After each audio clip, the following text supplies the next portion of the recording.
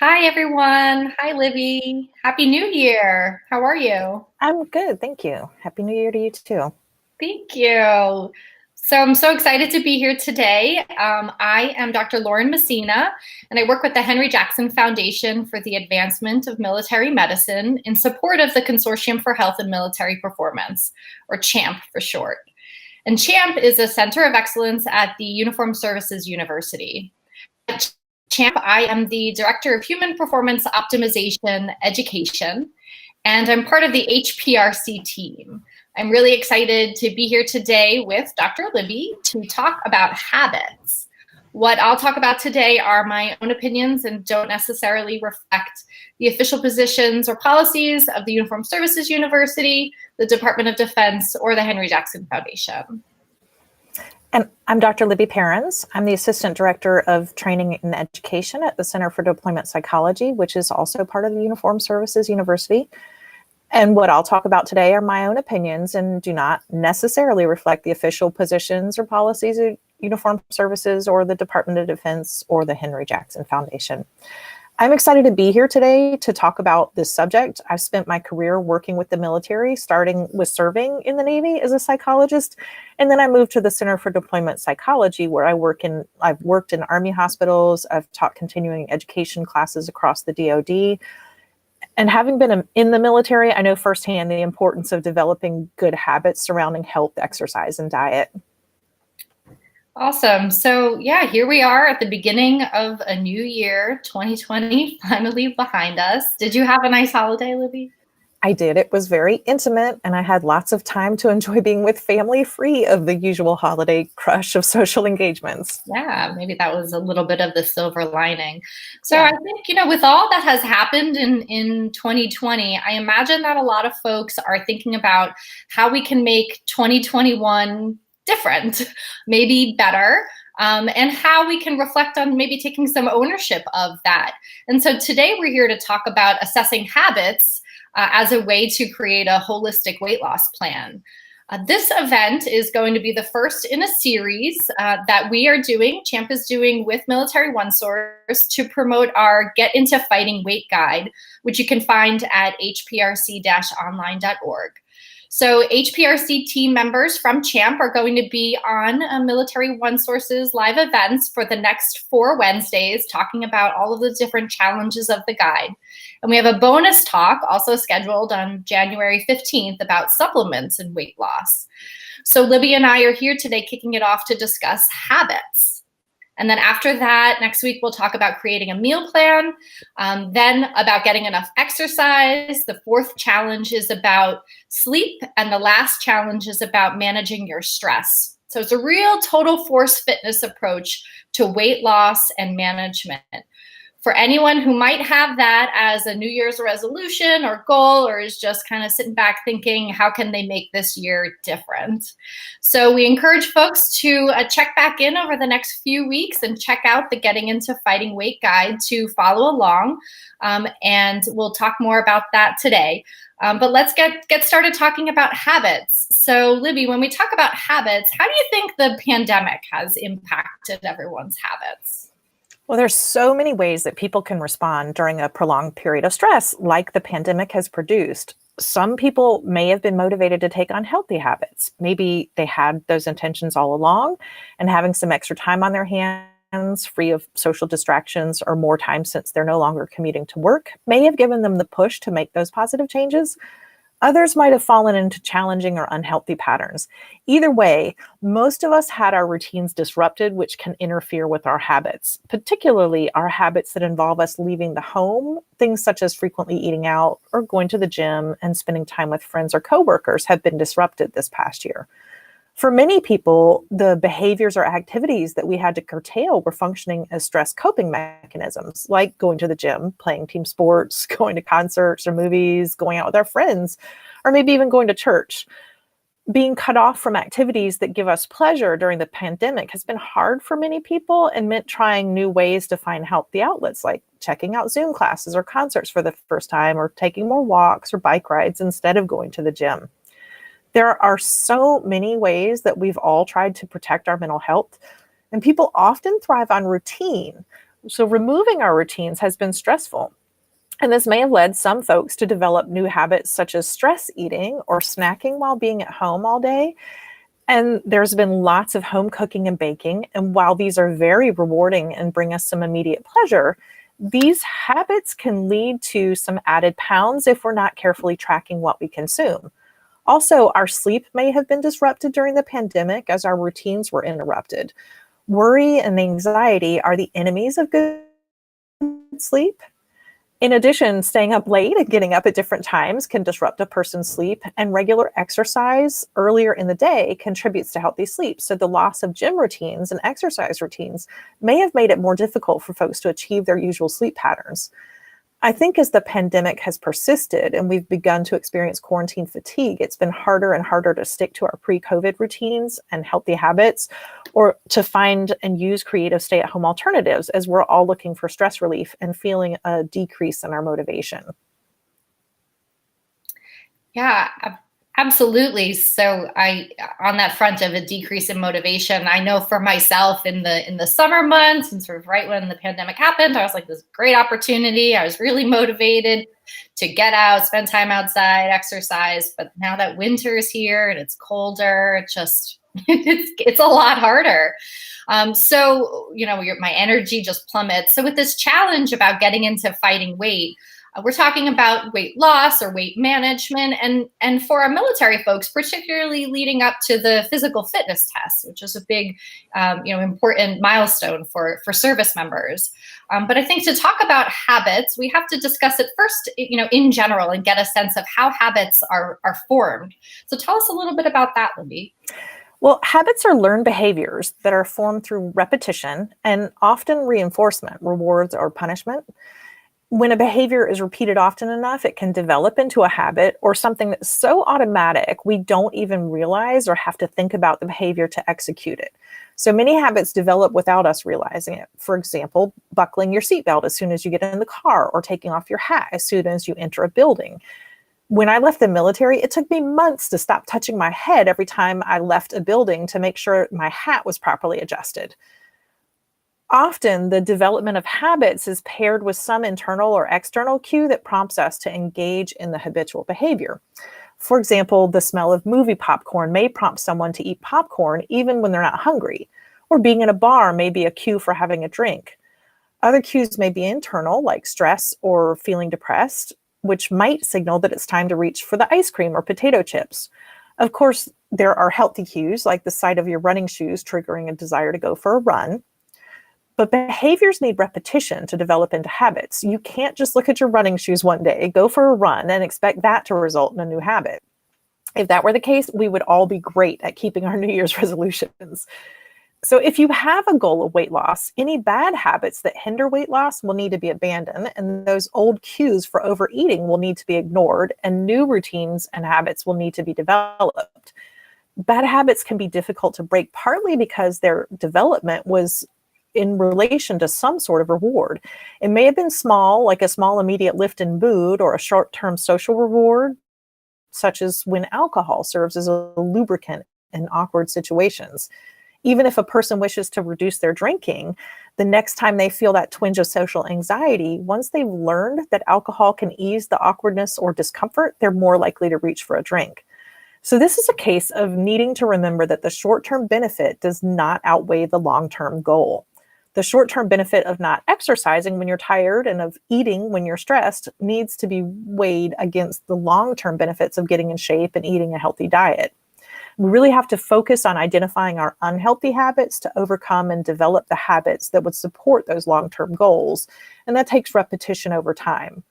Also, our chances of developing a habit will be improved if we pair the new behavior with regular cues, such as existing routines, and with rewards or positive outcomes, like watching the scale go down.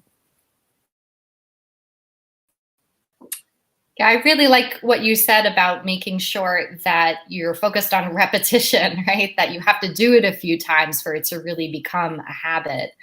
So as the first challenge in HPRCs get into fighting weight, when we talk about assessing challenges, assessing habits, one of the strategies is to write out what you're doing now, right? So write out what your habits are now to help you get a baseline.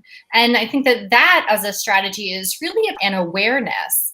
So how often and we might be functioning just on autopilot can be alarming once you realize, what you are and aren't doing. And so being able to write things out can give you a little bit different perspective of how you are maintaining certain habits that aren't working for you and help you get back to good.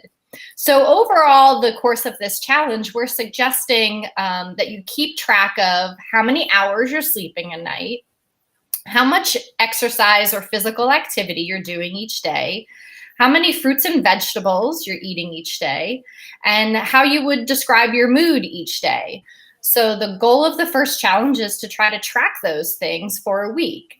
And we have a habit tracker available that you could print out and that you could follow along to keep track of how much you're sleeping or eating veggies and fruits, or what your mood is. So Libby, any other thoughts on why it might be helpful to track habits for a week? Yeah, habit tracking provides a rich source of data and feedback on what is working and what you might want to change. It can also serve as a roadmap for how to change or where to intervene. For example, if you notice that you're getting 6 hours of sleep each night and your mood is irritable, anxious, or depressed, you may want to change your sleep habits to increase your hours of sleep. We know that sleep is tied to mood, and not getting enough sleep has very negative impacts on people's daily mood and functioning. Another example would be your calories, tracking your calories. If you see that your daily caloric intake is 2,300 and you've noticed some weight gain, this gives you a good idea that you may need to reduce your calories. If you've been tracking what foods you eat, and you get a much richer roadmap for how you could go about reducing your calories. Many folks might notice that they've been drinking too many calories as they've tried to cope with the increased stress of the past 9 months. A daily glass of wine is about 120 calories, a can of Coke about 140 calories, a beer around 100, depending on your beer. So having more than one of those drinks each day can really quickly add up. Conversely, some of us may not have changed our eating habits, but what changed was our level of activity. So a person who typically consumed 23 calories a day but burned those calories at the gym pre-COVID may have experienced some weight gain if they've not been exercising at their pre-pandemic levels and didn't change their diet to account for that reduced activity. One of the easiest ways to find out what to change is by tracking our habits. Tracking can also help us stay on track and serve as a cue for engaging in our new healthy behaviors. So you may not realize it, but tracking can give us a sense of control. It can hold us accountable and provide a snapshot for what we did during the day or the week or the month. And that information is often really hard for us to remember if it's not written down. And tracking also allows us to visually or concretely see our changes. Hopefully progress is being made through the process of daily actions. And we might not notice that if we're not writing it down. Yeah, for sure. That also makes me think of what you were saying before about the positive reinforcement, especially with weight loss. You might not see the physical changes right away, but if you're able to track and write down, you can see, I am doing this, I am making progress. And that could be that, part of that enforcement that helps you continue until you actually begin to physically see some changes. And again, it's important to note that the goal isn't to be perfect, right? With every habit, every day, that can be hard. And, this isn't supposed to add stress, but it's an element to help you reach a goal that helps you gain some mindfulness about what your health habits are and where you can make really small adjustments to help you get to where you want to be. Yeah, none of us are perfect. So perfection as a goal is really a recipe for disappointment or disaster. And it's harder to recover when we do have slips in our diet or didn't exercise or had a bad night's sleep if we're aiming for perfection. So a daily commitment to being mindful of our habits and dedicated to our goal is a much better recipe for success. For sure. So then we have 4 tips for creating new habits that we want to share. The first one is to make it simple. The second is to set up your environment for success. The third is build on routines you already have. And the fourth is to embrace the process. So let's talk about those a little bit. Starting with the first one, Libby, why might it be important to keep it simple? Small adjustments are really the key. The goal to be successful in small incremental and realistic steps is so important. So the small successes build on each other over time through practice and repetition and get us to that long-term goal. If we try to make too many changes all at once or shoot for unrealistic changes to happen quickly, like having an elaborate exercise routine and a dramatic diet, we may find it overwhelming and difficult to adhere to that, which really sets us up for failure. And that's deflating, and it can lead to us giving up the goal altogether. If you make 3 or 4 small adjustments to your daily routine, it can be much easier than trying to implement dramatic or drastic changes all at once. For example, trying to shift from a 2,300 calorie diet to a 1,200 calorie diet may make it difficult to achieve success as you struggle with hunger and old eating habits. Small shifts and smaller goals are easier to achieve, and we like to feel a sense of accomplishment. In this case, it may be something like eliminating unhealthy foods, eliminating empty calories, decreasing caloric intake somewhat, and increasing activity level. These would all be examples of small changes. And when our behaviors are rewarded, like the scale moved down a pound, we're more likely to repeat them and develop a habit. This also highlights the importance of tracking, as someone may not notice those small changes without tracking. It's very important to try and pair our desired behaviors with rewards and with environmental cues that trigger those behaviors. Yeah, absolutely. So that brings us to the next tip, which is setting up your environment for success. And when we say this, we mean, ways that you might make it a little bit easier to achieve that goal, or like you were mentioning before, like the triggers, the cues to act on that goal. And so one example that comes to mind that's worked from time to time for me is maybe getting dressed in my exercise clothes in the morning, even if I'm not exercising until after work, and if my schedule allows for that, or something else that's worked for me is when I bring, some fruit home, washing it and putting it at the front of the refrigerator so that when I open up the refrigerator, that's what I see first. I know that I'm more likely to eat it then. So these sort of small ways that you might set up your environment for success. Yeah, those are great ideas. Controlling your environment to promote success is so important. If you're trying to improve your mood, but constantly listening to depressed music, watching sad movies, and avoiding friends, you're not likely to feel better anytime soon. The same is true for weight loss. If your pantry is filled with sweets, chips, sodas, and alcohol, it's going to be difficult to take off excess weight. Removing those unhealthy temptations is a basic step we can all take to set up our environment for success. Likewise, you're not going to be very successful at increasing exercise if your home workout equipment is serving as your overflow closet. Having fewer barriers to accessing your workout equipment means fewer excuses for not exercising. So make sure you have a plan for how to increase exercise at home if you don't have access to a gym. Tools like workout videos on YouTube and websites with home workout tips are excellent resources for developing a plan. And I believe Lauren has some links for exercise videos and tips that she'll post in the chat for Homemade Fitness. Yes, we'll get those up in the chat. And then the third tip is about building on routines, right? So the stress of life can just make it hard to remember that we even want to engage in these new habits. So you might, setting alarms or put up reminders and that's effective sometimes. But it's even easier if you try to link your habit with a routine that you already have. For example, if you want to practice being more grateful, then every night at dinner, a routine everybody likely has, then you might ask everyone at your dinner table to say 3 things that they're grateful for. And if you want to lose weight, maybe you do 15 squats each time you brush your teeth, the routine that you likely already have in place. So when we create new habits, pairing them with an action or a routine that we already have can help us be more successful. That's a great point, Lauren. I want to add to that thought by encouraging folks to schedule their exercise plan and schedule healthy meals and snacks and build a schedule for a bedtime routine into their daily lives.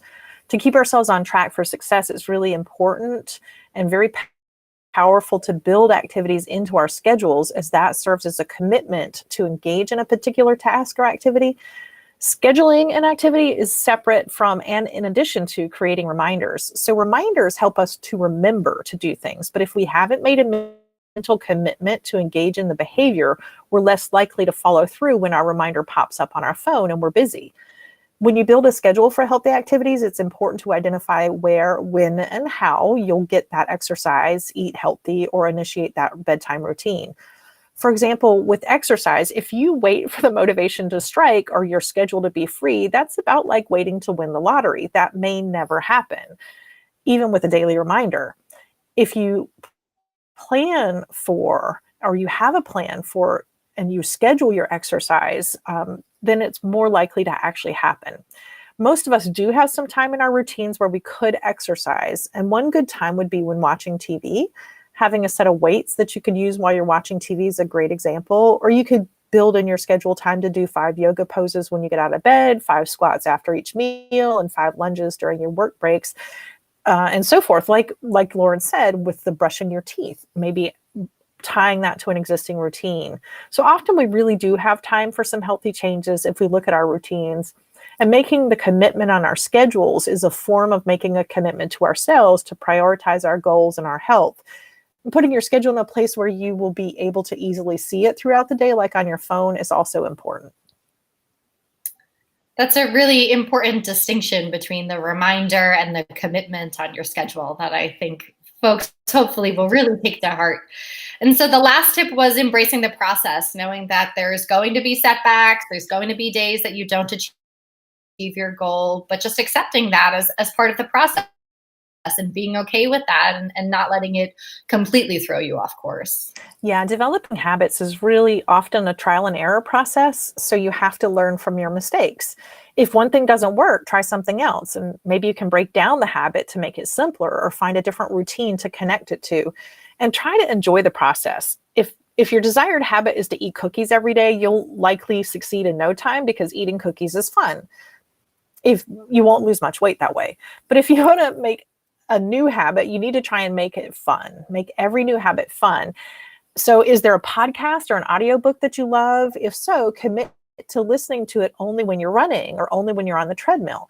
And then congratulate yourselves after each success. And don't beat yourself up after each failure. That's just more information. Awesome. Well, thank you so much, Libby. This has been a great conversation. If anyone is interested in more information on assessing habits or other strategies to address the different challenges of COVID-19 and more information on Total Force Fitness as well, check us out on hprc-online.org and follow along with our 5-week challenge for the Get Into Fighting Weight guide. And the HPRC team, as I mentioned, will be back here over the next couple of weeks, and you can follow us on social media at HPRC Online. Thank you so much, Libby, and the Center for Deployment Psychology at USU for all the work you do to support our service members and for talking to me today. It's been a pleasure.